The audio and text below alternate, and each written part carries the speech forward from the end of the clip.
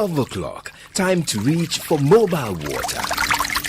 Mobile water, unique in every way. Citi Prime News at 12 midday. Updates you on all the running stories and connects you to the newsmakers. Citi News.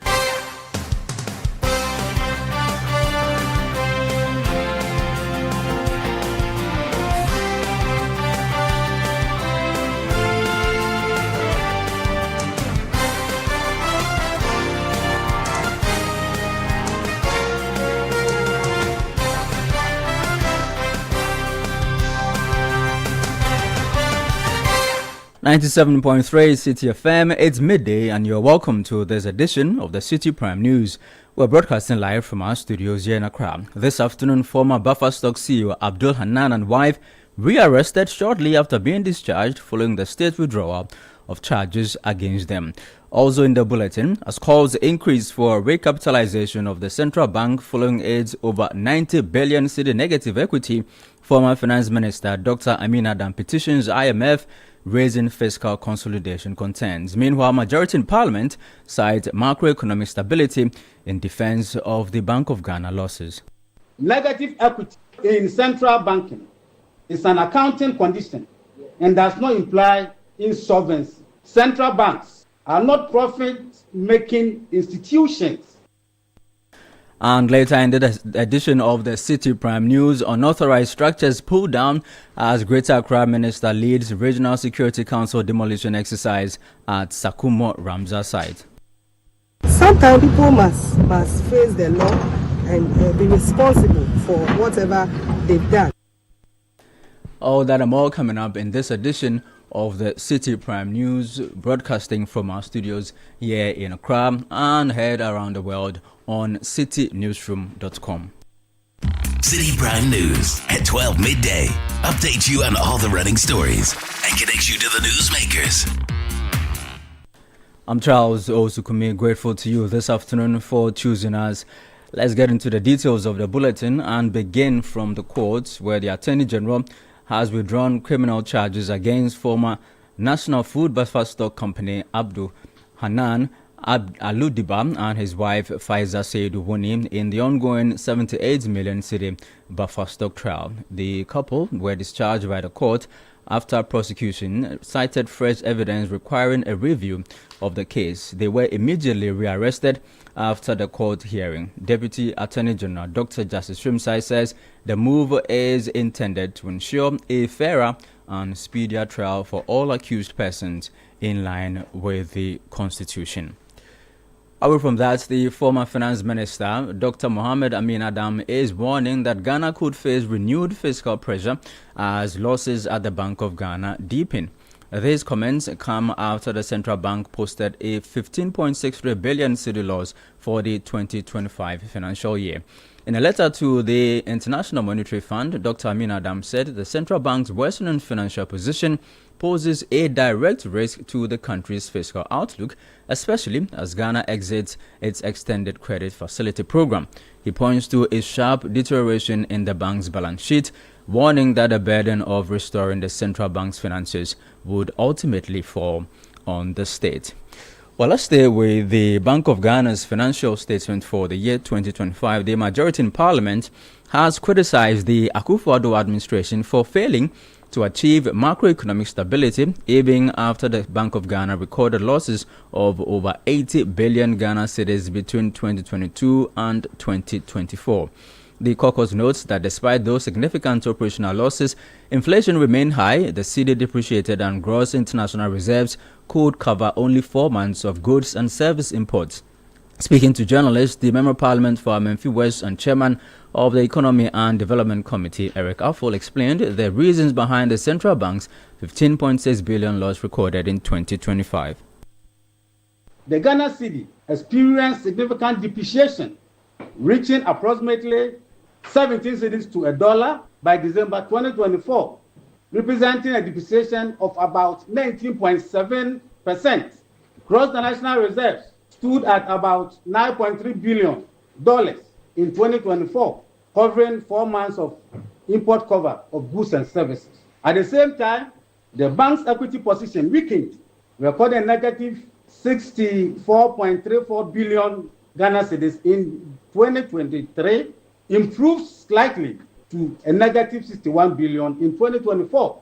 Given these considerations, my friends, the 2025 financial outcome must be understood as the continuation of a deliberate and necessary policy intervention. Given these considerations, the 2025 financial outcome must be understood as the continuation of a deliberate and necessary policy intervention. In 2025, the bank's balance sheet reflected a debt position of 96 billion, right? However, macroeconomic indicators show a strong and decisive turnaround.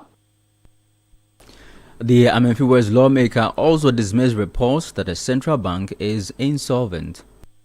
Negative equity in central banking is an accounting condition and does not imply insolvency. Central banks are not profit-making institutions. Central banks are not profit-maximizing institutions. Rather, they are stabilizing institutions. Simply put, the bank's balance sheet reflects the cost of stabilizing the economy during a period of severe economic distress. You heard the Member of Parliament for Amenfi West and Chairman of the Economy and Development Committee, Eric Afo. Well, away from the central bank, the Ghana Association of Medical Laboratory Scientists has warned it will not hesitate to embark on a strike if management of Kolebu Teaching Hospital proceeds with plans to appoint a medical doctor as head of the facility's central laboratory. This comes after the suspension of the doctor's strike at the hospital, indicating that management had addressed their concerns. However, tensions may not be over yet. Speaking to Citi News, the Kolebu chapter secretary of the association, Dr. Abdul Hakam Abubakar, says the group remains on high alert and will respond accordingly. For us as a profession, we are taking sight of the letter, and according to the letter, they claim that management has agreed to their demands, which is in contravention with what we also demand. If you recall, I stated yesterday, we started this fight since way back in 2016. We have written countless letters to make our standing or resolution known that we want one of us to head us. And so if they are calling off the strike because management wants to appoint a medical doctor as head of department for the central laboratory, then we will also advise ourselves appropriately. As it stands now, we have given directives to all our members nationwide to be on hold and wait as we give them directions on the step forward. Management has communicated their decision to us orally. We are, however, waiting for an official receipt, any official documents to that effect. So we are waiting. Once we see an official document, we also advise ourselves. We will embark on an industrial action. You heard Dr. Abdul Hakam Abubakar. He is the secretary of the Kolebu chapter of the Ghana Association of Medical Scientists. Now, some residents of the Wejak municipality are demanding the commissioning of the Wejak Children's Specialist Hospital. The fully furnished 120-bed facility has remained in operative since its completion in 2025, awaiting official commissioning by the government. Residents, growing impatient with the delay, have staged a peaceful protest demanding the operationalization of the facility. In some places, when you go there, there's no bed, Chairman. When you go there, there's no bed. But look at what the past government have done for us. Look at the kids that like we have been losing them because of hospital beds. Look at what happened, I think last 2 weeks at Kaswa. A woman who is going to deliver a baby, it just died because of bed. And this structure, there's nothing like over here. They have built everything, even though when you need a bed, you get it. AC, you get it. Look at the van over here. This one is not a boboya. An ambulance. Look at it. And we have we have students who have even now at home. They have not even have any job doing. We are pleading the government. We are pleading John Mahama and the health minister that they should come to our aid. The hospital has been completed a long time. We need their help. They should come and open it for us. Because from here to Accra Children's Hospital is very far. Those were some residents of Weja demanding the operationalization of the Weja Children's Hospital. Now, the Member of Parliament for Weja Gbawe, Jerry Ahmed Shaib, has urged the Health Minister to take immediate action. I would not have asked anybody to come and demonstrate or whatever. But I think they are feeling the pinch. And if you see them, most of them are mothers.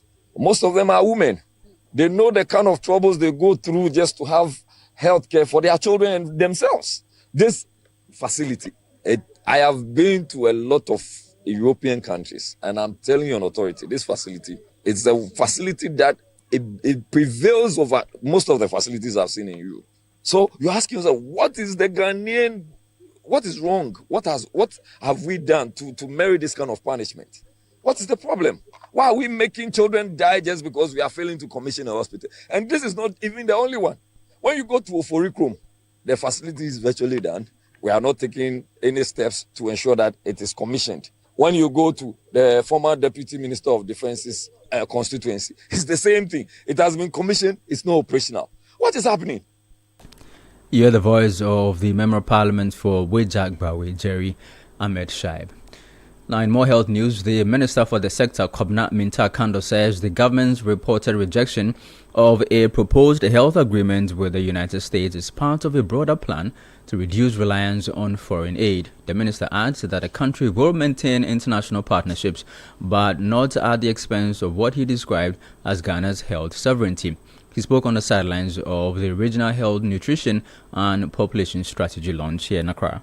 We believe in Ghana that African nations, African countries must take their own destiny into their own hands. We should be able to expand or invest in the health sector is very critical. It does not necessarily mean that we don't need partnership. Health sovereignty does not mean isolation, but we need isolation, purposeful partnership, and then we need that partnership without strings attached. And so I would not want to comment into details the current MOU with the US, but Ghana is willing and ready to invest domestically in where we need or where it's needed most. So you rightly heard the uncapping of the National Health Insurance, where all the monies realized from the National Health Insurance levy is being invested in the health sector. So we are willing and ready to, already we are even exiting from some of this program. Gavi, they support us with a lot of our vaccines, but we are exiting. Last year, for example, our budget for the vaccines stood around 24 million US. We had the money to invest in it. This year, our budget is around 49 million US. We are investing in it because it's public good. You are the Health Minister, Kobna Minta Akando. Meanwhile, the administrative body for the Ghana Medical Trust Fund, also known as Mahama Cares, has raised concerns over critical gaps in the country's healthcare system, revealing that Ghana has only 2 radiotherapy equipment for cancer treatment. The fund says the shortage results in delays of up to 4 months for patients requiring treatment. Speaking during the Vice President's visit to the Secretariat, the fund's administrator, Obobia Dakum Opoku, described the situation as worrying. We realize that some of the hospitals simply do not have the basic equipment for the treatment of persons living with the non-communicable diseases. And I can give you an example of a radiotherapy machine. The whole country can just boast of two all in Accra. And Accra for Kolebu, there's a queue of about 4 months. So just in case that you have a patient who has been diagnosed of cancer and needed a radiotherapy machine, you need to bring that patient all the way from Savannah region to Accra. Clearly, you need to get a helper to come with that person. You need to get accommodation for them. And when they come, the queue is up to about 4 months to access that equipment. So it's some of the gaps that we found out. Obobia further disclosed that only 5 mammogram equipment are available across the country for breast cancer detection, describing it as a major gap identified during the fund's needs assessment. In October, Your Excellency, you realize that the whole town is painted pink, and all these corporate institutions and everybody is branding their offices pink. Just to let you know that the whole country is boasting of about 5 mammogram machines across the country. Women clearly are not going to be able to even access the mammogram machines to have their breasts tested. And it was some of the challenges that we found out as we went there. So the needs assessment tool really opened our eyes. We didn't leave it there. When we came back, we did stakeholders and technical engagements. We needed to deal with some of the subject matter experts to come, let us know exactly what their treatment procedures were and how difficult it was going to be to give it out free of charge to these patients.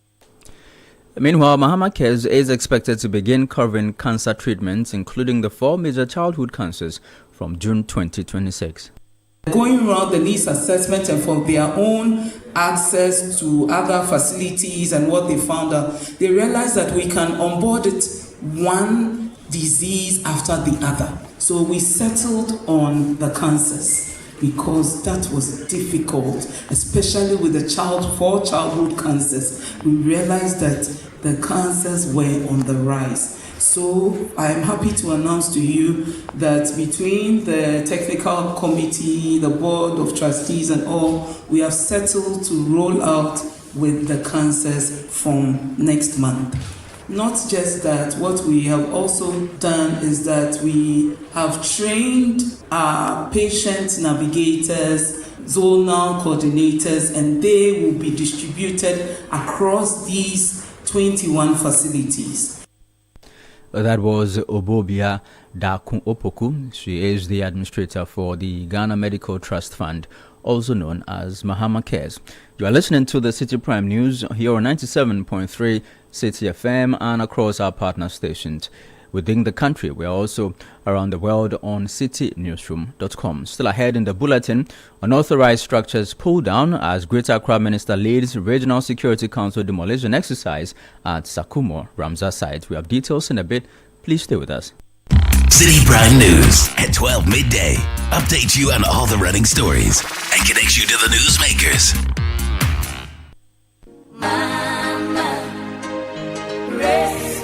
This Mother's Day, we celebrate a love that never gives up, even when it's tested. Let's celebrate the quiet strength and endless love of our mothers. Think about the outstanding moments with Mama and share them with us in our Mother's Day promotion, An Episode with Mama. Send a message to 0539 986 996 reflecting on that one moment you hurt your mother with a decision, a word, or an action that caused her pain. And yet in her quiet strength, she chose to forgive you because her love for you was always greater than the pain.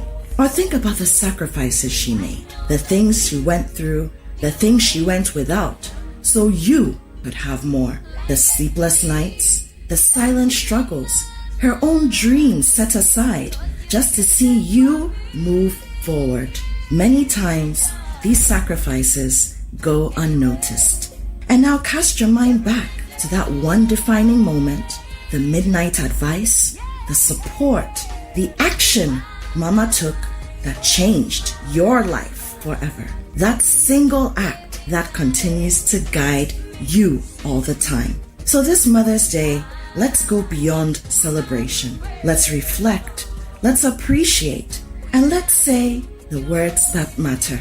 Add your full name, your phone number, and Mama's full name, and send to 0539 986 996 via WhatsApp.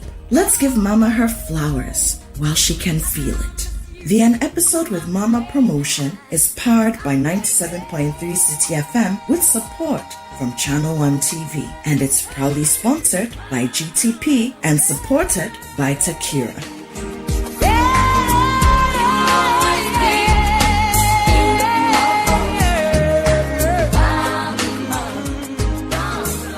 City Prime News at 12 midday. Update you on all the running stories and connects you to the newsmakers. You're welcome back. This is the City Prime News on 97.3 City FM, broadcasting from Accra. If you're in the Western region, you can listen to us on Beach 105.5 FM and Sky Power 93.5 FM in Takoradi. In the Bono region, we're on Greener 95.9 FM. In Sunyani, the Ashanti region, we're on Ajumpa 99.9 FM in Nkawie. In the Volta region, the City Prime News is on Heritage 107.3 FM in Hohoe and Freedom 88.1 in Sugakope. In the Northern region, we're on Radio Gaki 88.3 FM in Saboba. In the Upper East region, the City Prime News is on Quality 88.7 FM in Garu and Mike 105.3 FM in Navrungo. We're on Nobia FM 98.1 FM in Nalerugu and Radio Jimbale 107.3 FM in Jimbale, all in the Northeast region. And in the Upper West, we're on Pupili 92.7 FM in Wa. In more news, the Greater Accra Regional Security Council, in collaboration with the Tema Municipal Assembly, has begun a 3-day demolition exercise targeting unauthorized structures at the golf course section of the Sakumo Ramza site. The exercise is part of renewed efforts to restore natural waterways and reduce flooding in the area. Addressing the media, the Greater Accra Regional Minister Lindo Klu blamed the situation on permits allegedly issued by the previous administration for construction within the protected zone. Will be here is about monitoring, and so we've put in a lot of measures in place to make sure that this time around, I mean, like you said, it's so much capital intensive. I mean, the cost involved in this only exercise, you don't have an idea. Just after the demolition, they have to take care of the debris, we have to green the place and get its natural state back, and so it's not an easy thing. So sometimes, like I said, people must face the law and be responsible for whatever they've done. And so this time around, we've tasked the assemblies. And trust me, any assembly in His Excellency, the nation's builder era, will not give any illegal permits. So when you find out from there, those who had permits was from the previous government, not this current government. Because, I mean, if you want a permit, the engineer and what have you, they should, and the planners, they should come to the site and make sure that before they even give you the permit, if the place is okay for them to give you that permit. As I'm speaking to you, a lot of engineers has been transferred because of this illegal permit that has been given to people. You hear the voice of the Greater Accra Regional Minister, Linda Oklu. Meanwhile, the Forestry Commission says it will introduce a 24-hour surveillance system to strengthen oversight of Ramza sites. Joseph Binlinla is the Operations Manager for Stakeholder Collaboration at the Forestry Commission. Putting in place quite a number of mechanisms. Maybe I wouldn't want to disclose all of them now, but then after this demolition exercise, you're going to see a new Sakumo. We are putting in place mechanisms that will ensure that we have a 24/7 hour surveillance. Okay, so who dare you come close? Okay, so it's one of the things we are putting in place, and there are quite a lot of things that the Forestry Commission this time around. As I said, the next time you see us here, maybe it's not going to be an exercise as we're doing today. It's going to be, monitoring to see whether the political processes are ongoing, and I mean we are bent on changing the tide of things. Joseph Benlinla is Operations Manager in charge of stakeholder collaboration at the Forestry Commission. Now, the Ghana Armed Forces has cleared nearly 18 kilometers of dense vegetation for the proposed Accra-Kumasi Expressway. Within weeks of deployment, the 6-lane expressway is expected to cut travel time between Accra and Kumasi from 6 hours to about 2. Finance Minister Dr. Kasil Ateforsun shared the update on social media, noting that 4 military work troops are operating continuously from Asiboi near Akimodam under challenging weather conditions, with plans to complete the first phase within 20 weeks. Speaking during a tour of the site, Chief of Defense Staff William Ejapom commended the pace of work by the troops on the ground. Now that we have everything, all is set for us to push ahead, make sure we meet our targeted KPIs, and then do a good job so that we can be able to clear the right of way for the Accra-Kumasi Expressway project itself to take off. But with what I've seen so far, I want to commend you for your yeoman's job. We know it's been difficult, you have left your families, but you are the guys who are now lifting up the flag of the Ghana Armed Forces once again. This is our contribution to the development of the country, and let's do it to the best of our ability. Our engineers have been top-notch all these years, but now that we are being given the opportunity to show what we are made up of, let's do it and do it well. So from Accra, from the service chiefs and all your colleagues, we are happy with what you are doing, and we have come to commend you and to encourage you. You heard the Chief of Defense Staff, William Ejapon. Now, rice farmers in the Afajato South district of the Volta region have reiterated calls on government to address post-harvest losses as large quantities of harvested rice remain unsold months after production. The farmers say the situation is largely due to a lack of storage and processing facilities in the district, making it difficult to preserve and add value to their produce. If the spokesperson for the Rice Farmers Association in the district, Dixon Addo, has been speaking to Citi News. Our lands aren't developed, so we find it difficult in terms of machinery usage, and also the few that have been developed, we don't have tractor facilities, power tillers, and even rotavators in the area, so we quite face challenge. Some few private ones, they are the ones that can, but they also charge based on how the demand is, so they charge exorbitantly. And also the harvesting machineries too, we don't have them, so they come in from Akusi, Asuchari, and other sites, which is a great challenge because it has caused most of the rice to over dry on the field before harvested. So at times when you go and mill, you get a lot of broken rice. And as much as storage is concerned, we don't have any warehouse in the district. You heard the spokesperson for the Rice Farmers Association in Afajato South District, Dixon Addo. Meanwhile, the National Food Buffer Stock Company says it requires at least 770 million cedis to buy excess rice and grains from farmers across the country. The comments come as rice farmers accuse the company of failing to buy local rice despite the presidential directive. However, speaking on the Citi Breakfast Show today, the head of corporate affairs at Buffer Stock Company, Emmanuel Arthur, noted that the current 100 million cedis allocation from government is not enough to absorb large quantities of unsold produce. When the order is given, some amount of money is given handset, but we can take you through, like I said, make your crew available to us.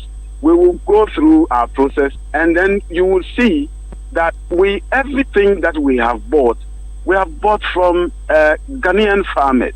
I mean, sometimes I get a lot of questions from this farmer group says you haven't bought from any of their members. And sometimes I'm tempted to think that if the LBC who is buying for us, I suspect that when they get to the farm gate, they don't go saying that I am here to buy rice. I'm here on behalf of Buffer Stock. I'm going to buy on behalf.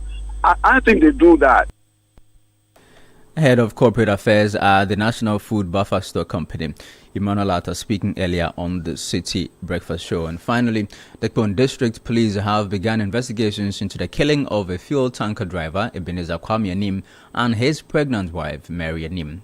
Police have not yet confirmed whether the main suspect linked to the Temagov City double murder is a member of the military, despite claims circulating in the community. The suspect, believed to be known to the family, reportedly fled with over 100,000 cedis. The incident is said to have occurred on April 29, but the bodies were discovered on May 1 after the couple's 3-year-old daughter was seen coming out of the room, according to a neighbor. And on that tragic note, we end today's edition of the Citi Prime News, which has been live from our studios here in Accra. For more news, log on to our website, citinewsroom.com. I am Charles Osukumi. Many thanks to you for listening. Citi News, we speak first. Reach our hotline on 0302 224959 and get interactive on Facebook, Citi 97.3 FM, and on Twitter at Citi 973. This damn patch again.